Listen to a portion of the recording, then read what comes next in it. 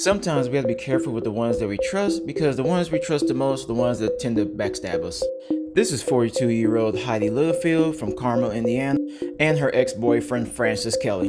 The two had a relationship with one another that turned sour after they had their first kid together. Because the relationship ended badly, Heidi didn't want Francis to have anything to do with his own child, nor did he want her around her adult children. So in March of 2020, they went ahead and filed a petition to establish custody as well as parenting time and child support for their 2-year-old daughter. With Heidi being the vengeful type, she violated all types of court order agreements where she would actually either show up late or not show up at all for visitation periods, as well as during the time periods where he would have her at his house.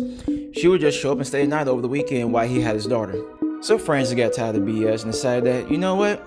I want custody of my child now because you are in violation of everything the court actually agreed upon.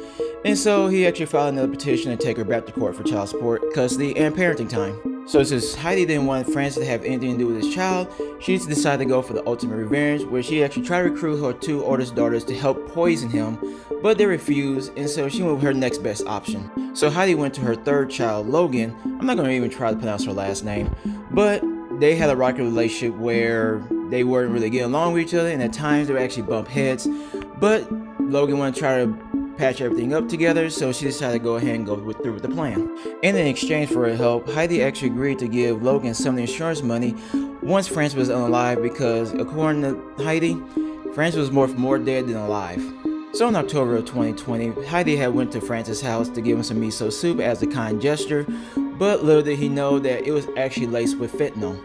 So Francis ate the soup, and then a little while later he became sick, but he didn't die from it. Now, once Heidi realized her plan had failed, she actually decided to think outside the box, where she recruited a 3rd person to help her out with her crime. So she recruited the help of her daughter's boyfriend, Robert Walker, to help her out with the crime by asking him if he knew about anybody that could be a hitman for him. And he agreed. He said, yeah, I know somebody that can do the job for you. And so Heidi went ahead and gave him a $2,500 deposit to go ahead and hire the person. But Robert had no intentions of even hiring a hitman, so he actually took the money, and him and Logan actually went and used it to pay for hotels as well as party with it. So when Heidi realized what they actually did with the money, she decided that she had to come up with another plan. So she decided to go back to her original plan and try to poison him again. So on January 14th, 2021, she took her child over there to do the parenting time. And while she was there, she decided like, hey, I'm hungry. So she went through his fridge. Then she didn't see anything that she liked in there, so she walked out of there. And then when the visitation was over, she left. So the next day, Heidi and Francis were texting one another because they had an upcoming custody case. And all of a sudden the conversation changed, where Francis asked Heidi, did she do anything to his oatmeal that was in the fridge? And she asked him why, and he responded with, because it tastes funny and I'm starting not to feel very well from it. And so she was like, nah, I wouldn't touch your oatmeal. And he was like, well, you was the last person that was in the fridge, so it had to be you. And so she deflected and told him, like, who puts oatmeal in the fridge in the first place? So by Francis texting her that information, Heidi knew that he had ate the oatmeal that she actually poisoned with fentanyl in. So when Heidi realized that the poisoning was taking effect, she went ahead and called Logan and Robert up and told them, hey, we need to go to his house right now.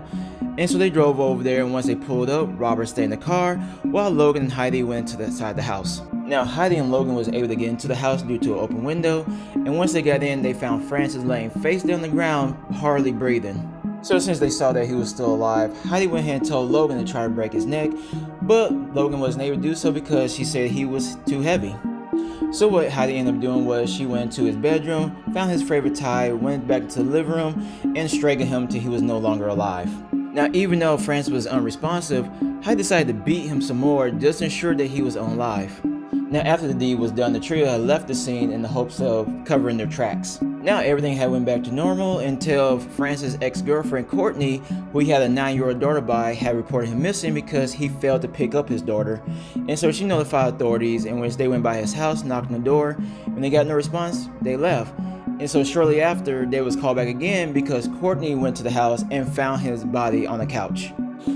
When Carmel police arrived at the scene, detectives went ahead and went through Francis' phone and saw the texts between Francis and Heidi, and they thought it looked really suspicious. And so they went and questioned Heidi, as well as her daughter Logan and their boyfriend Robert. Now, during their investigation, Logan actually confessed to everything that was done. She had told him about the first poisoning, on how her mom had paid her boyfriend $2,500 to hire a hitman, and that didn't go through. And then he told her again about how they poisoned this time in the attempts to her mother getting custody of her child. Now, due to her confession, prosecutors actually gave her a plea deal where if she actually would testify at her mother's trial, they would take the murder charge off the table and would just give her 26 years in prison. Now, when Robert was questioned, he confessed to everything as well, but he also told him that I didn't take part in the murder. I was actually in the car the whole entire time. And so they charged him with conspiracy and they only gave him 10 years in prison.